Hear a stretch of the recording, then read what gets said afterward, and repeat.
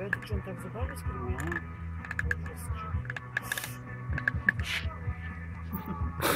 Знаешь, как мужик нервничает, на диване лежит, он зубами скрипит.